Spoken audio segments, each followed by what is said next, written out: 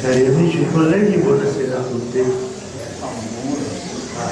Allora, questa sera presentiamo il libro di Angelo Robinson, Earliest Drawings, i primi disegni, Piranesi primi disegni. Il libro è edito dall'editoriale Architettoniche, appena pubblicato, ed è inserito in una collana rimarchevole della casa editrice, pubblicata sotto l'egida, la direzione del Centro Studi sulla cultura dell'immagine di Roma, presieduto da Marcello Maggiolo e diretto dalla Maria Bevilacqua, appunto parte di una collana di cui abbiamo qui in Accademia abbiamo avuto l'onore già di dare segno presentazione, perché si tratta del libro di Benedetta Ciuffa su Spiera. Quindi è anche bella questa continuità. Questo è infatti il secondo volume della collana, di cui quello su Spiera è il primo. Per presentare il libro abbiamo qui Simonetta, Prosperi, Valenti, Rodinò e Clare Hornsby. La presenza di queste colleghe è significativa per molti versi. Simonetta, Prosperi, Valenti e Rodinò è naturalmente una studiosa a tutti noi, si è andato a sorvegliare per tanti anni ed è, non ho bisogno nemmeno di dirlo, tanto la cosa è rimarcata, rimarchevole, è una delle massime studiose del disegno del nostro paese e non solo del nostro paese. E la Clare Hornsby, che è fellow della British School di Roma, è una studiosa che ha una formidabile specializzazione sull'immenso tema del Grand Tour, in cui in qualche modo possiamo considerare Piranesi un protagonista, un interprete e comunque una presenza determinata. Desidero dire, anche se la cosa esce per un attimo dal binario della nostra presentazione, che la presenza di Simonetta, Prosperi, Valenti e Rodinò ricorda a tutti noi un importantissimo impegno che stiamo condividendo, perché Simonetta sta promuovendo, ha promosso e sta promuovendo insieme con l'editore Bozzi e insieme concludendo mi ha giustamente raddrizzato l'amica Simonetta il progetto del Comitato Nazionale per le celebrazioni di Carlo Maratta, di cui lei sarà la coautrice della grande monografia insieme con Stella Rudolph, che non riuscì, come è ben noto a tutti gli esperti, a completare la sua immensa e forse davvero infinita ricerca, consegnandone poi il retaggio a Simonetta, che l'ha ordinata, l'ha completata, ma non si può parlare di completamento, l'ha dotata di uno specifico saggio ricerca sul disegno, fino a conferire poi la veste editoriale finale che apparirà il prossimo anno da Bozzi appunto. E tutto questo inquadrato nell'iniziativa di un comitato nazionale per le celebrazioni di Carlo Maratta, che vedrà l'Accademia di San Luca, grazie proprio alla spinta propulsiva di Simonetta, tra i protagonisti di un'impresa che ci auguriamo degna e memorabile per la storia della nostra cultura. Mi sono permesso di dirlo in uno spirito di amicizia e di colleganza che è bello, credo è bello rimarcare in occasioni così importanti come questa. Non è compito mio parlare del volume, che è bilingue e che sviluppa innumerevoli ricerche di Robinson sul Piranesi, il momento aurorale, qui sono pubblicati, e molti per la prima volta, i primi disegni che conosciamo del Piranesi attraverso appunto una capillare ricerca svolta da Robinson, anche presso una rimarchevole collezione romana che ha messo lo studioso in condizione di ampliare le sue già vastissime conoscenze. Sono opere che il Piranesi esegue tra i suoi 19-20 anni e i suoi 22 anni, in un lasso di tempo, cioè tra 742, e come tutte le situazioni aurorali ha destato un'attenzione profonda e un esame storico-critico filologico di cui ora sentiremo la cospicua rilevanza. Prenderà quindi prima la parola Simonetta, Prosperi, Valenti, Rodinò e poi Clare Hornsby. Quindi cara Simonetta, ti la parola. Grazie.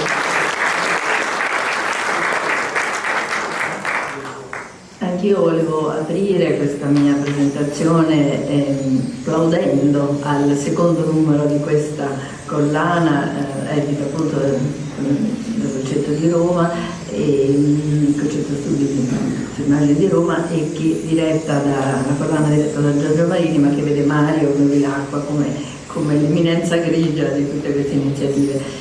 E appunto dopo il libro che ha ricordato Claudio sul Prosperi di Benedetta Ciuffa, è questo con un grande nome, lì un grande artista con un nome di uno studioso ancora molto in erba, e qui un grande artista con un grande opera di un grande studioso, Andrew Robinson, che aggiunge ai suoi numerosi titoli su Piranesi anche questo ultimo affondo.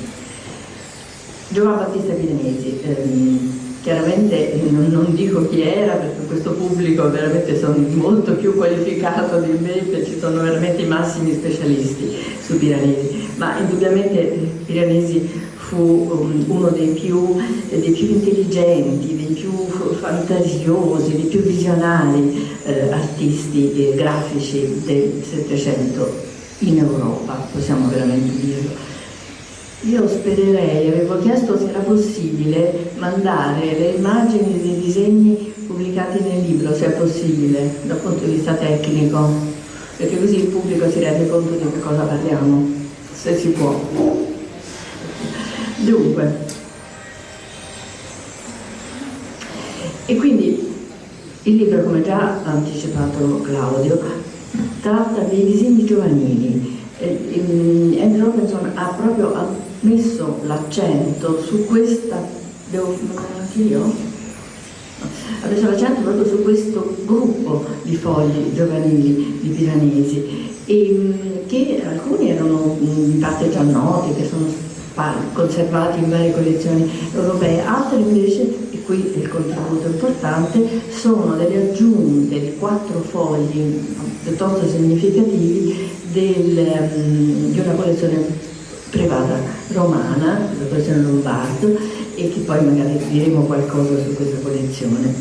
Quindi il libro in fondo è una ricapitolazione della fase giovanile dell'artista, una fase, se vogliamo, rimasta un pochino nell'ombra, perché chiaramente lo vedremo adesso man mano, ve ne potete rendere conto anche voi, non siamo di fronte ai fogli più immaginifici di questo pittore, scultore, architetto, artista a tutto tondo e soprattutto incisore, ma si tratta di disegni ancora acerbi, possiamo dire, no? Che però hanno già in nuce le caratteristiche di quella che sarà poi la grande maniera di Piranesi. Probabilmente questo gruppo di fogli di questa collezione romana è stata l'occasione per cui Andrew Roberts ha affrontato di nuovo questo soggetto, e quindi ha raggruppato tutti questi fogli e in un certo senso proprio li ha analizzati molto in profondo, creando una sorta proprio di catalogo ragionato di tutti questi fogli nei contesti, riunendoli anche con altri spazi, come dicevo, nel mondo. Sotto vedete anche in questa proiezione la collocazione, quindi vi potete rendere conto di come questi fogli già conosciuti, conservati nelle collezioni pubbliche del mondo, perché non è soltanto Europa, e poi questi inediti a cui facevo cenno. E veramente con un'analisi molto approfondita, foglio per foglio, quello che noi, secondo quelli che sono i dettami i giudizi che dobbiamo dire nei concorsi universitari, oggi diremmo con un approfondito rigore metodologico, ma veramente per rendere una cosa è veramente assurdo usare queste terminologie, ma veramente con un'attenzione, con una metodologia da grande studioso. L'autore fa degli affondi proprio e cataloga tutti questi pezzi e li riunisce in questo nucleo di 9 disegni che hanno delle caratteristiche uguali, li riunisce per tipologie, potremmo dire, che si basano soprattutto sul fatto che i fogli sono piccoli, hanno tutte le stesse misure, lo stesso tipologia di soggetti poi variano, poi vedremo quali sono, e hanno lo stesso stile, la stessa tecnica, l'ho già detto, e quindi ecco che nasce l'ipotesi che si trattava probabilmente di un taccuino che l'artista ha fatto e che negli anni giovanili e che poi è stato smembrato e sciolto, come succede molto spesso ai taccuini, a queste tipologie di studi. Uno degli elementi più interessanti, a meno che ha interessato me, che mi sono occupata sempre di collezioni di disegni, quindi di provenienze e di passaggi, no, dei disegni da un collezionista all'altro, è il fatto dell'attenzione ai montaggi. Tutti questi disegni sono montati su controfondi, cioè sono incollati su controfondi, hanno una doppia incorniciatura, li potete vedere man mano a penna, e recano in basso la scritta Piranesi e molto spesso in alto anche l'indicazione del luogo, dopo dirlo. Si tratta di vedute varie, poi vedremo i luoghi.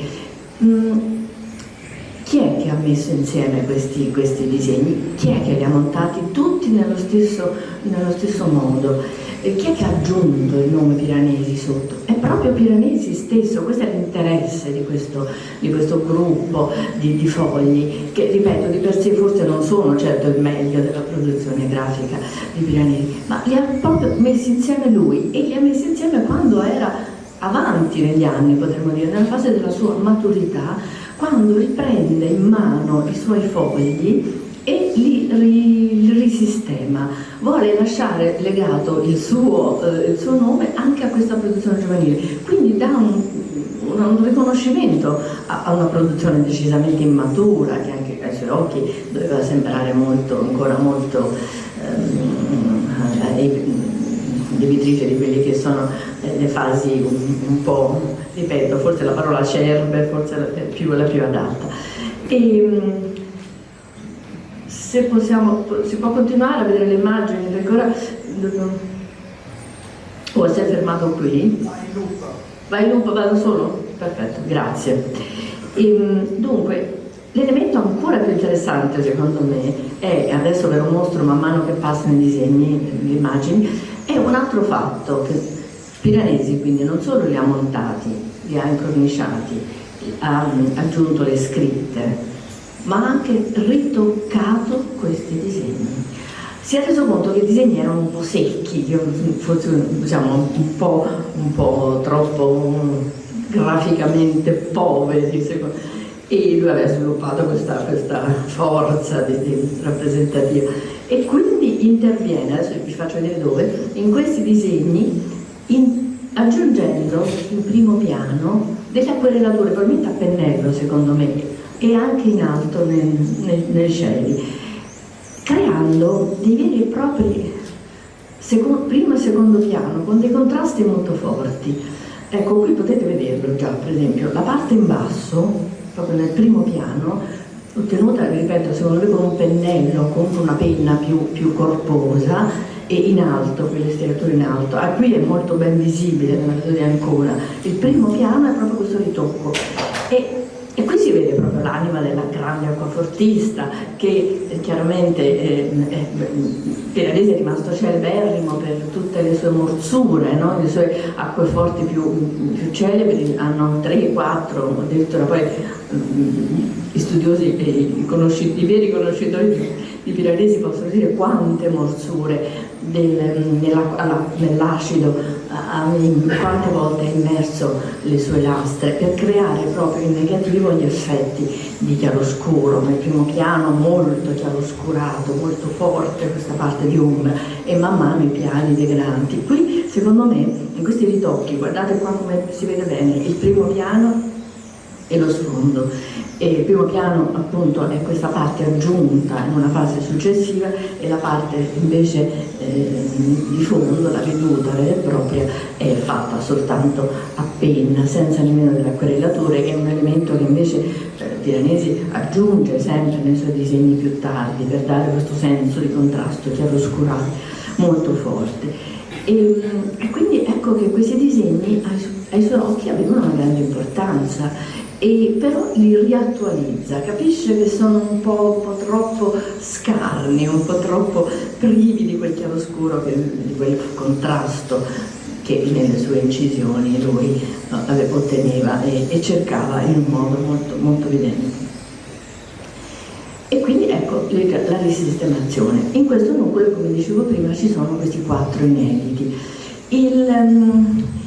4 inediti che sono assolutamente di questa collezione romana. Questa collezione romana è interessante perché se ne sa la provenienza.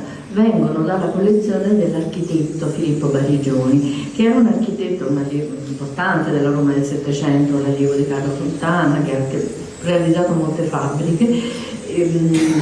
Forse poco noto ingiustamente, perché invece è un artista che ha avuto un suo rilievo, un suo profilo interessante. Attraverso una serie di passaggi ereditari, questo nucleo è arrivato in questa collezione attuale romana, fondo di collezione romana.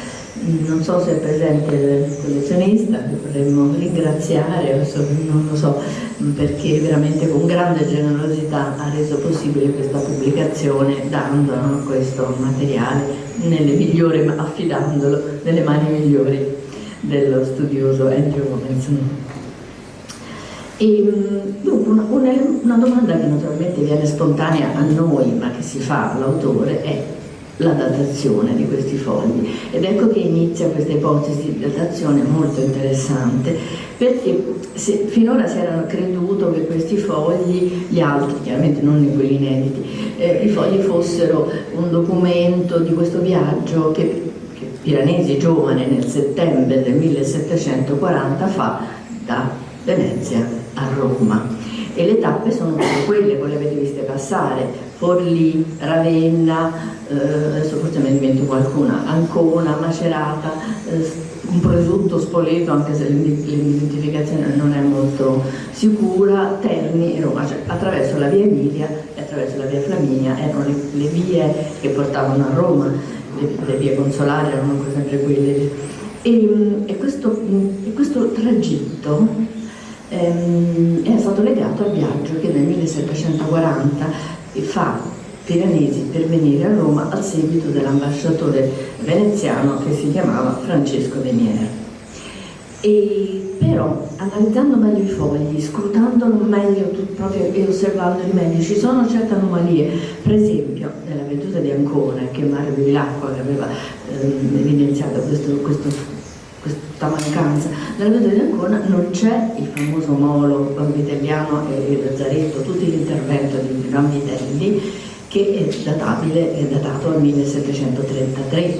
Allora nasce da questa anomalia, viene fuori che i disegni non possono essere stati frutto di questo passaggio, di questo viaggio, e quindi è probabilmente un'opera, certo non ante il 1733, perché Piranesi era in fasce proprio, ma comunque sono dei disegni che Piranesi fa e prepara prima del suo viaggio a Roma. È come una fase proprio di preparazione per quello che lui già intendeva come il suo grande salto, e difatti da lì poi parte dal suo viaggio in Roma, dall'arrivo a Roma parte la sua carriera, tutta la sua vita professionale, potremmo dire, forse già e quindi prepara questo viaggio copiando probabilmente delle incisioni tratte da guide, da immagini che dovevano circolare al tempo, e di questi luoghi che lui poi avrebbe dovuto raggiungere e attraverso i quali passava. Sono le due vedute di Ravenna, che le avete viste, lasciano un pochino, forse sono fatte dal vero, perché fanno vedere un mausoleo di Teodorico da due angolazioni diverse, quindi è probabile che lì sia andato sul luogo e abbia fatto questa doppia veduta, abbia scelto questa doppia veduta. E quindi questo è tutto molto interessante. Lo stile di questi disegni qual è? È uno stile molto ancora appunto legato a una fase giovanilissima, risente non addirittura nemmeno della visione atmosferica nel disegno di Tiepolo, ma si avvicina piuttosto a Marco Ricci, alle vedute di Marco Ricci, un pittore molto gradevole indubbiamente, alle incisioni di Marco Ricci indica proprio giustamente, perché probabilmente l'approccio già da giovane di Piranesi era sulla grafica, con la documentazione grafica. E le incisioni di Marco Ricci, che sono degli anni 20, mi pare, no? 1720, sono lineari, sono molto fresche, sono deliziose, certo non hanno la profondità di quelle di Piranesi successive, e sono quelli i prototipi a cui si attiene in questi anni Piranesi, anni che appunto in base a questa analisi sono anteriori al viaggio di settembre 1740, quindi saranno databili all'inizio dell'anno 40 più o meno, all'incirca, anche se ovviamente non possiamo creare una datazione così ad annum. Vi dicevo, dunque, dopo aver questi disegni sono vedute, come dicevamo, soprattutto architetture, anzi forse esclusivamente architetture, ancora senza le figure. Le figure appariranno dopo, le figure diventeranno, ma saranno sempre delle presenze molto, molto particolari, nelle sagome così contorte, appariranno nei famosi taccuini di Modena, nella Biblioteca Stense che ha pubblicato Mario Bevilacqua. E questa particolarità è già un po' indicativa delle scelte anche culturali che farà successivamente Piranesi, che privilegerà sempre i monumenti. Dopo questa prima analisi, diciamo, di questo nucleo del taccuino, Robinson presenta un'altra sezione, possiamo dire, del libro, i disegni di fantasie architettoniche, quelli che adesso passano qui sotto i vostri occhi, e sono 9 fogli che non fanno parte del taccuino precedente, sono successive probabilmente, anche se di poco, sono già più atmosferiche, vedete c'è già un taglio un pochino più in diagonale, c'è già si sentono quelle che saranno poi le caratteristiche di Piranesi disegnatore, di Piranesi grafico. Questi disegni che l'autore chiama fantasie architettoniche, proprio perché l'elemento sono soprattutto citazioni da monumenti romani, interpretati di nuovo ancora in modo generico, se vogliamo, non così preciso come sarà dopo, però è l'elemento proprio. Mi vorrei fermare su questo disegno, ma mi sa che il loop va velocissimo e ci torneremo. Guardatelo che poi ve ne voglio parlare. E poi dimmi tu quando me ne vuoi finire. Dunque, questi disegni, queste fantasie architettoniche comprendono tutta una serie di fogli, la maggior parte dei quali forse già noti, ma qui, ripeto, riesaminati tutti insieme per questa cronologia così avanti, così presto. Piranesi, probabilmente databili proprio al primissimo periodo a Roma, intorno al 1740-42. Sono fogli che sono conservati nelle collezioni di tutto il mondo, Amburgo, il British Museum a Londra, il Rijksmuseum di Amsterdam, Rotterdam, c'è un foglio, sono sparsi un po' dappertutto, e poi in America, poi Hewitt di New York, la Morgan Library, li vedete passando perché sotto c'è la didascalia che l'ultimo interessantissimo, perché è l'inedito che viene presentato in questo volume, quello di cui vi volevo parlare, che arriverà alla fine. L'ultimo è un disegno molto importante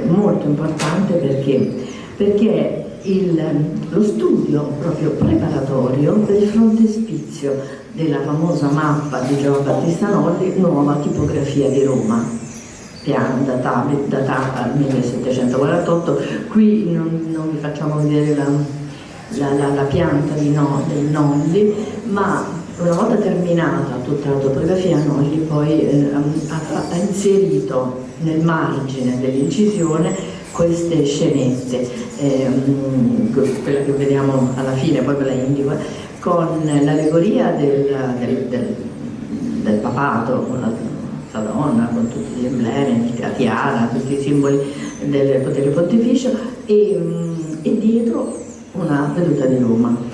E questo disegno è fatto a due mani, ed è Piranesi stesso che lo scrive sul foglio.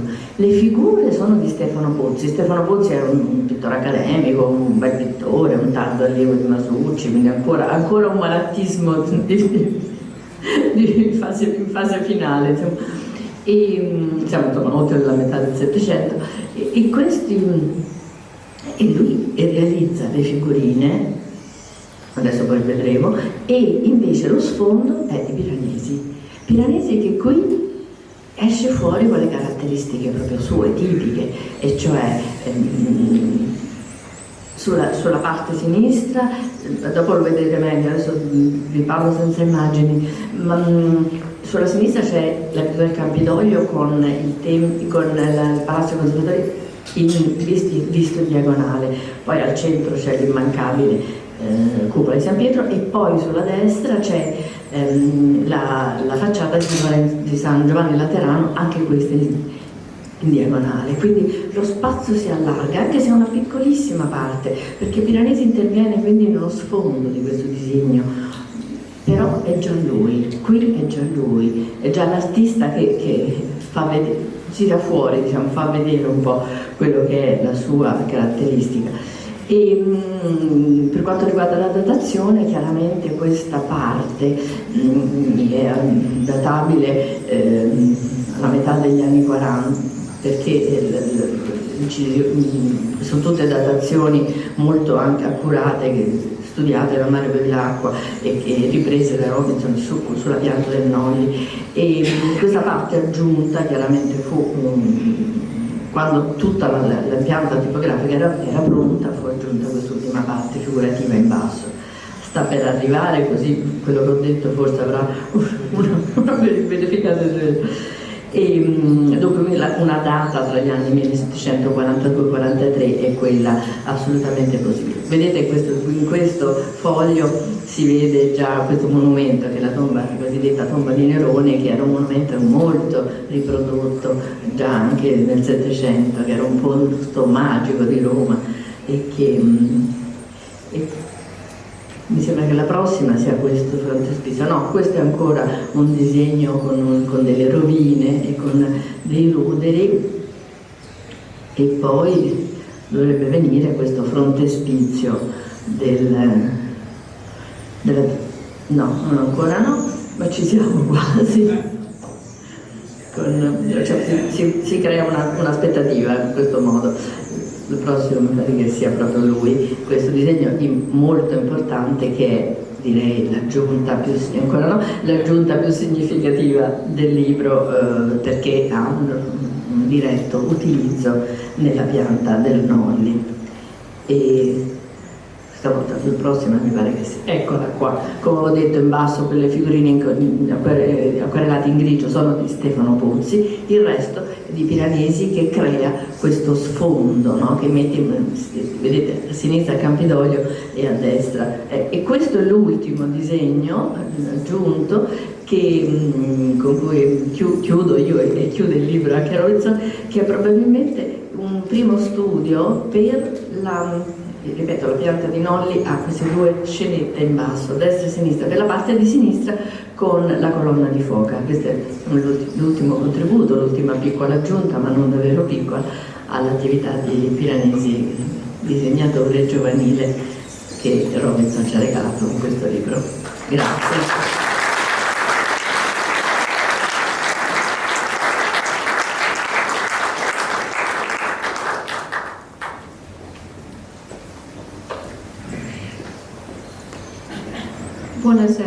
Buonasera a tutti. I'm going to speak in English. Firstly, I would like to congratulate the Centro di Studi per la Cultura e l'Immagine di Roma and its director, Mario Bevilacqua, for the creation of this collana, this series, which has its own director, Giorgio Marini, on the publication of this notable and lovely book by Andrew Robison, and also the skill of the publisher Artemide Edizioni, its director, our friend Vincenzo Innocenti Furina. So much is packed into this small book, such a wealth of scholarship has gone into it, and knowledge of Piranesi's work from a lifetime of study by Andrew Robison. I would like to unpack some of this material, also because there are indications here of new lines of research for future scholars that would fill out the picture presented by the dating conclusions and the origins of the motifs of these drawings that the author has made. I would also like to acknowledge the fact that this is not the only publication which provides essential dating proof for Piranesi's work that Andrew Robison has produced this year. His long-term project on the catalogue sheets by Piranesi, the Cataloghi delle Opere, which he states was first published in early 1761, and I have a copy of this publication here in the Burlington magazine, so I'm doing a bit of advertisement for Burlington magazine. This magnificent and long, complex and incredibly useful, brilliant analysis of the catalogue sheets has been particularly useful to me recently, which is why I have a copy with me. Andrew Robison mentions that he is aware of 126 impressions in various states of this sheet, which I've showed you just a glimpse of it, if people do not know, is a magnificently decorated sheet with architectural and ruins around the space in the center in which Piranesi lists his vedute di Roma that are for sale, and the illustrated books that were also available for sale, and their prices. So this total can now be increased by one, since at the British School at Rome, where I have the privilege of researching, I have found another copy of this catalogo bound into the Magnificenza volume. And it is different in several ways from the states. The author identifies 36 states of this sheet. I have assessed it and consider that the British School at Rome copy is a variant of the 6th state, so it's quite an early one, 1762. The importance of this essay in the Burlington magazine on the catalogues sheet lies exactly in this aspect. Like the current book, it provides a benchmark for collectors, librarians, scholars to employ when examining the Piranesi works that they come across. And I would be delighted to show Andrew Robison this sheet when he's next in Rome. I'm leaving for London tomorrow, but if you want, I know the librarian Beatrice de Lucia is here, and I can put you in touch with her if you'd like to go and see it sometime, even on this visit when you're in Rome.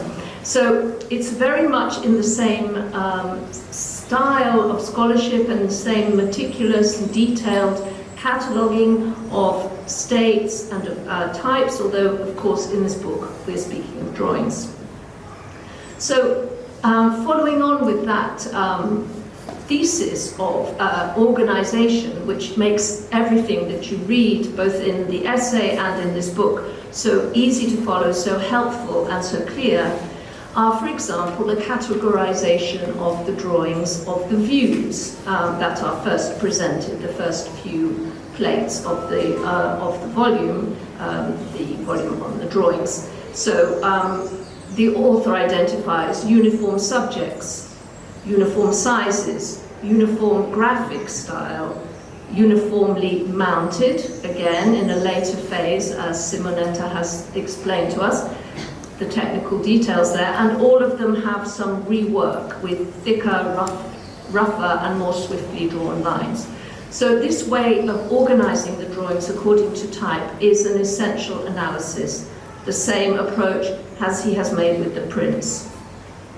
So we've heard that the origin of the style of Piranesi in these extremely early drawings derives from the Venetian model, probably of Marco Ricci.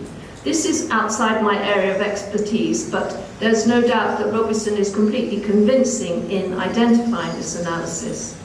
The thing that, for me, I have found particularly interesting is the concept of the locations of the views in this group of drawings must somehow, as the author states, correlate with Piranesi's journey from Venice to Rome in 1740 in September. This is both intriguing and convincing. Ancona, Ravenna, Forlì, Terni, in total 7 drawings, plus 2 others, the Ravenna examples. And we've heard about the curiosity of the Ancona drawing. Clearly, there has been some copying of views that Piranesi probably saw in a guidebook, except for the Ravenna ones, which he worked probably independently with better results. This is indeed a very interesting idea, and the map that is included in the book, I'm not going to try and hope that it will turn up when I'm talking of it, so I will try and find it by flipping through instead.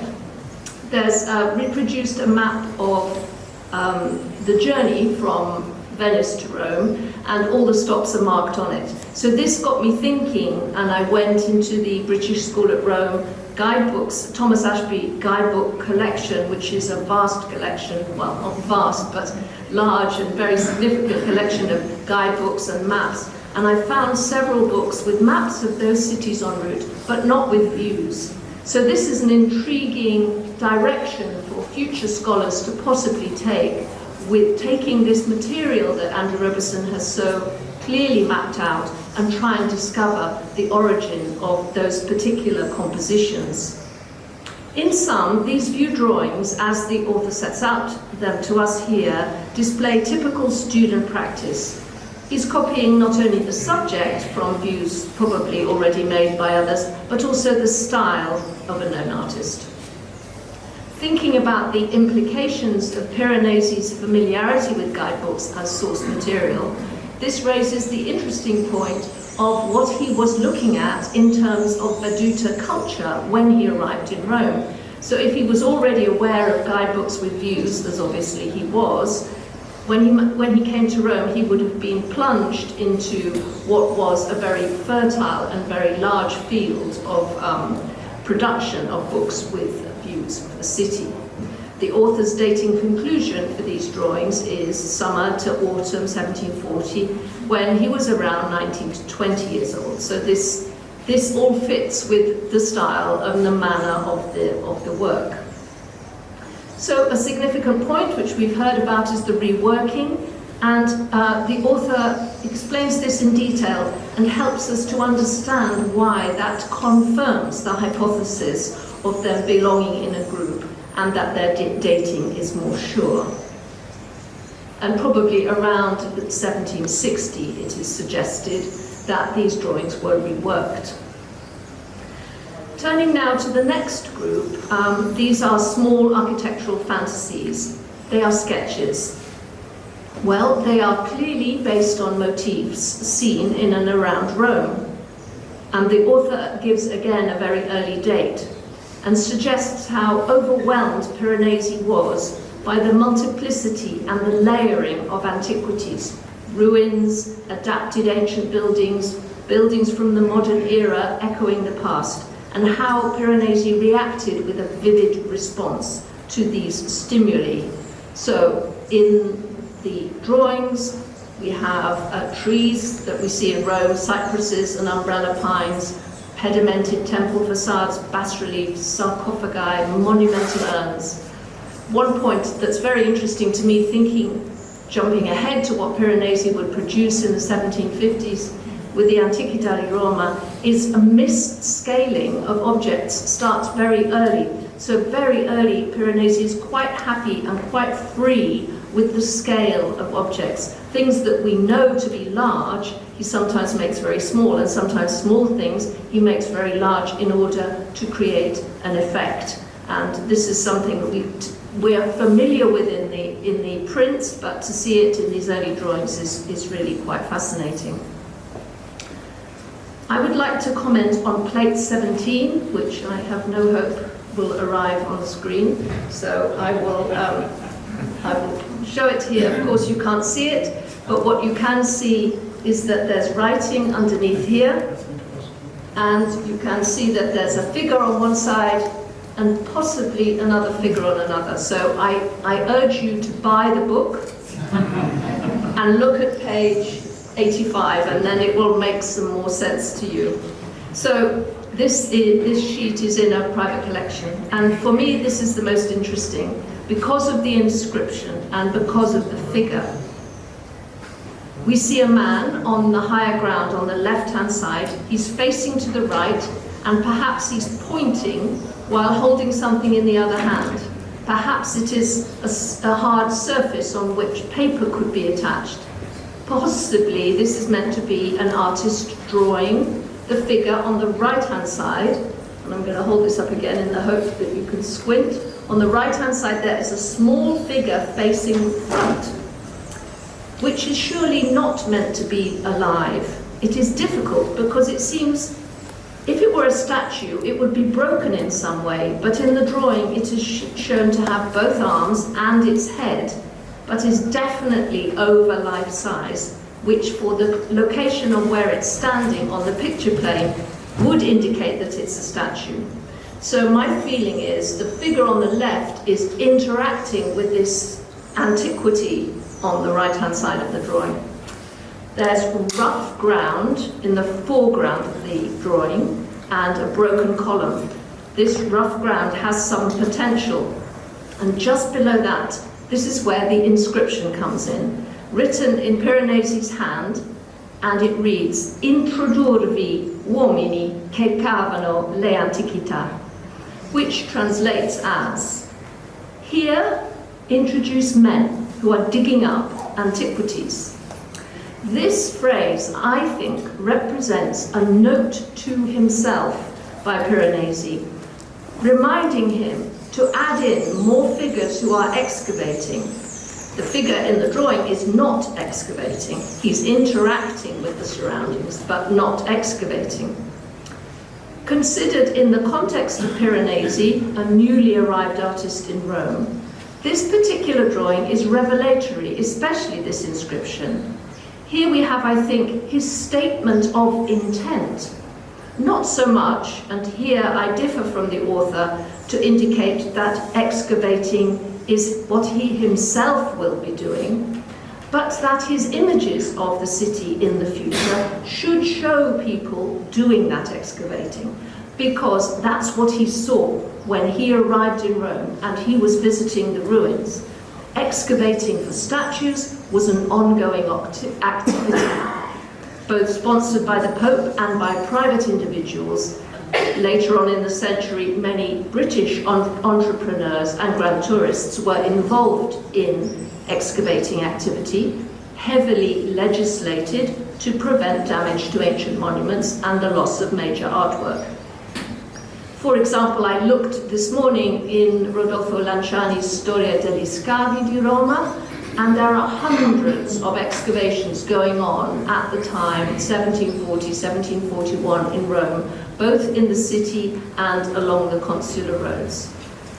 So that I would again stress that it seems to me, by taking that phrase and then imagining the things that Piranesi showed later on, that this is a statement of intent. The author has noted that one other group of this early architectural fantasies has a figure.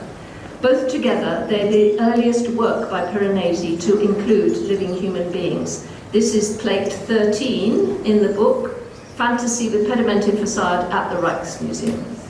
And in a very similar way to the drawing with the inscription that I've been talking about, it shows a figure on this side looking in this direction and pointing. This, of course, is a device to draw the eye of the viewer into the picture, a common strategy. But it was one that Piranesi was to return to constantly in his prints, mostly in his Vedute di Roma, with his spindly little men with long arms, gesturing at ruins, looking down wells, clambering up blocks of stone. I love the way that this inscription and this figure give us an insight into the birth of this quintessentially Piranesian trope. So it seems to me that with these two major groups that are covered in the book, the early views of the towns on the way from Venice to Rome, and these architectural fantasy sketches, that here we already have, right at the beginning of the career, the subject matter that Piranesi would go on to explore most fully in his printed work. And I was going to talk about the Nolli map drawing, but I won't, because Simonetta has brilliantly given the detail on that drawing. It is amazing to see two hands intervening on the same tiny, really little sheet of paper. Stefano Pozzi's part with the allegory of papal rule is in a sort of grey colour, and Piranesi's architectural amalgam, what I would like to call a mashup of Roman sites, includes the Campidoglio with Dioscuri and the Dome of St. Peter's. The author suggests possibly the bell tower of San Paolo fuori le mura, or perhaps Torre delle Milizie. The outline is smudged and it confuses, but this all fits around, and the outline that is marked around the background fits exactly in the place on the Nolli plan. It's the tongue of countryside that juts in at the bottom right between San Giovanni there and Porta Latina San Sebastiano there. So it's a wonderful sheet to highlight the role of collaborative work in printmaking at the time in Rome. Two different artists, and then of course the map with Nolli. The inscription in pen on that drawing explains the purpose of it. And I like this label a lot, Uno dei pensieri. These architectural fantasy sketches could be seen as thoughts committed to paper. They are unmediated expressions of the artist's idea. So the author's conclusion, his sample is relatively small, but the analysis is meticulous and is revelatory. He sets to one side conjectures regarding early influence in architectural drawings and stage designs, and concludes the influence of Marco Ricci, and as soon as Rome was reached, this is left behind. His conclusion ends, and I quote, "A striking aspect of the way Piranesi treated these earliest architectural drawings, even the awkward and very small ones, is how much he valued them and preserved them, so many of them intact." So for my own conclusion, I would like to thank the author for this book, for showing us that these small, and frankly, when put into contrast with what we know of his printed oeuvre, spectacular works from the 1750s onwards, perhaps tame or insignificant drawings, but here, as I mentioned, we can see the germ of the two major strands which his work will follow, the vedute and the archaeological architectural scene. The random grouping and misscaling of objects is already there. and the juxtapositions, all of these things have been brilliantly exposed in a way by the publication of these drawings. This treatment we can see as having its origins in these very early visions of antiquity, a young man newly arrived in Rome. So thank you very much.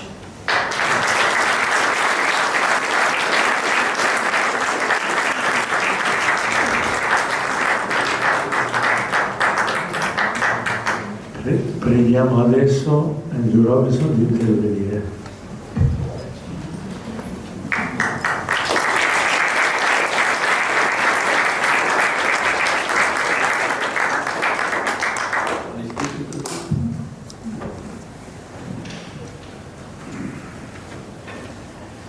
Anch'io parlo migliore l'inglese. Thank you very much. I appreciate this evaluation of what I've done. And of course, this started with Mario Bevilacqua, who one night after being in Rome, we got together at my hotel, have a drink, and I showed him these astonishing new drawings, which I had just photographed on my cell phone. And of course, I saved the Nole drawing to the end. I showed him the vedute drawing, but I knew once he saw that, he couldn't look at anything else. And I think that was true. Too bad he had to go off and do something else, but we started talking about it.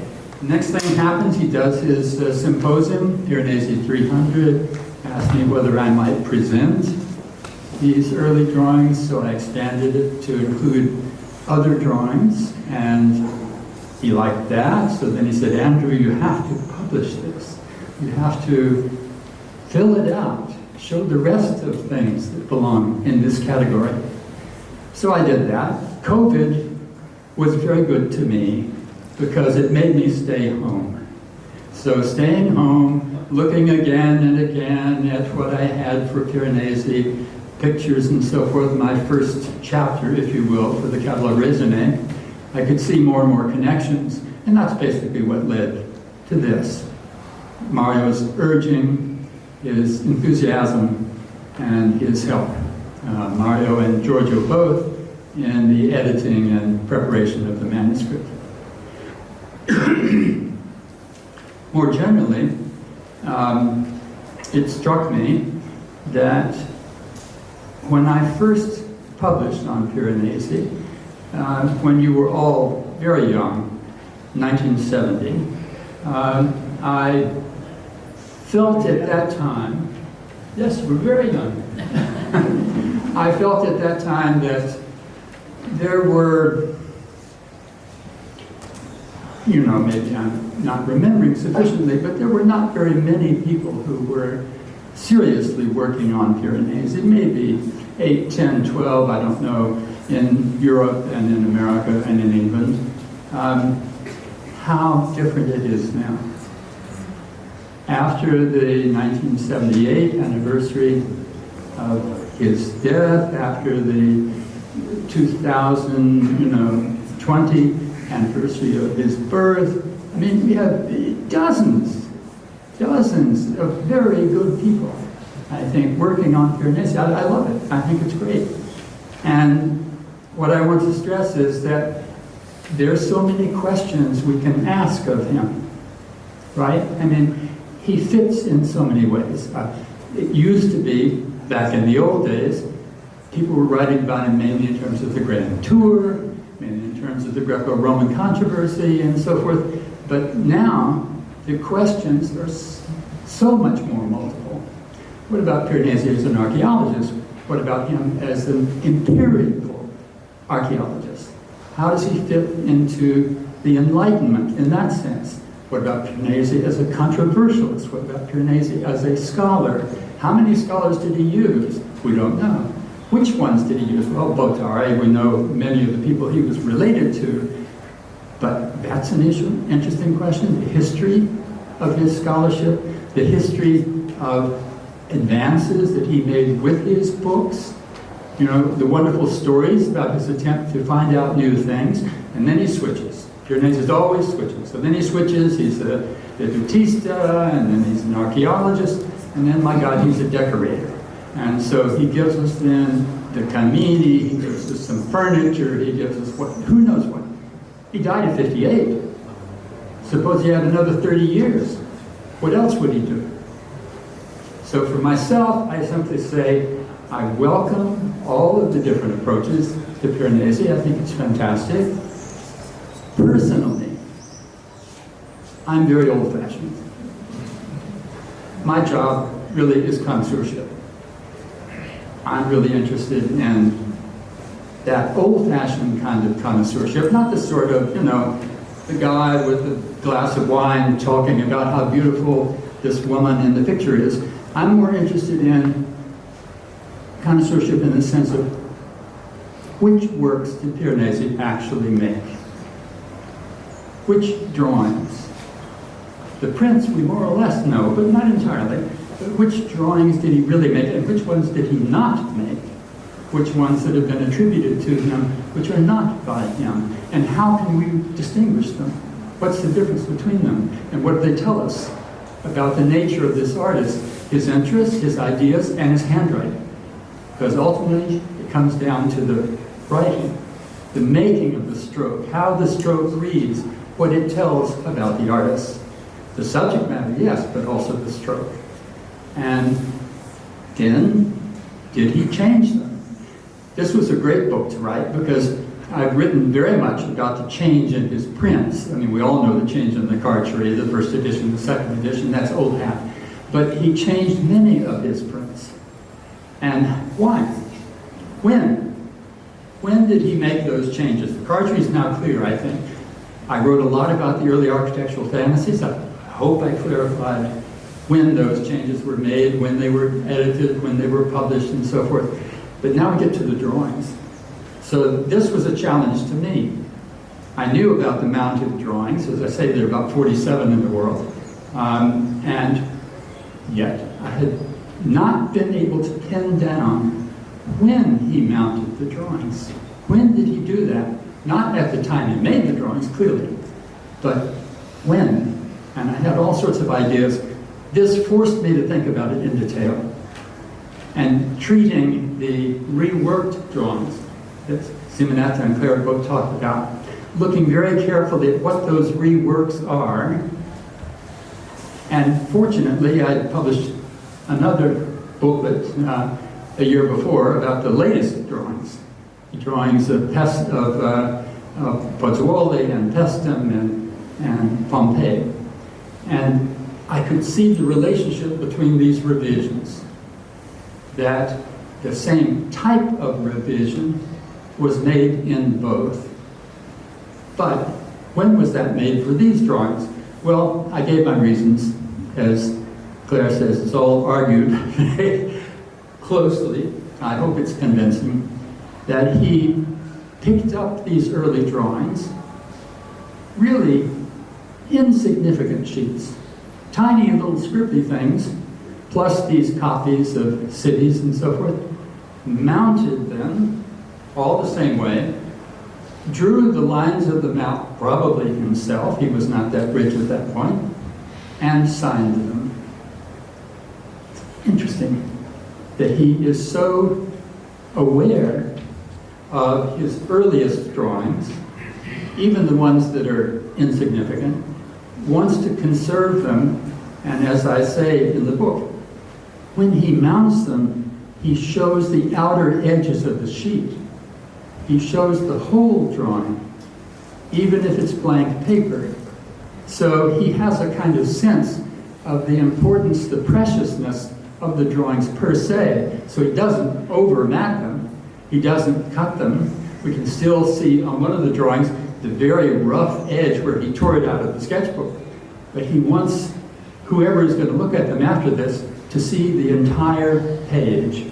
So there is a kind of reverence for his early work. Interesting, very interesting. And I've stressed in previous publications how many times he recirculates ideas. He has a composition in the prima parte, and he decides to change it, Maybe he copies it in a drawing or buries it in a drawing, and then he makes a portrait out of it. So he is constantly going over similar ideas in a new way. And in that sense also, I think, this shows a kind of coherence about our artist, that he redoes things, he redoes them in a new way. You know that famous saying of Jasper Johns? Take something, do something with it, do something different with it. I mean, it's kind of a crazy connection, I know, but there is a way in which Piranesi is always not only moving ahead, doing something new, changing his interest, but also looking back, thinking again. Maybe it's in the brain, maybe it's not looking at the old sheet, maybe it's just in the brain, but one way or the other, he's going over similar material, making something new out of it. So I'm very happy with the state of Piranesi's studies. I'm glad to still be contributing at this elderly age. And I hope to see you sometime again. Thank you.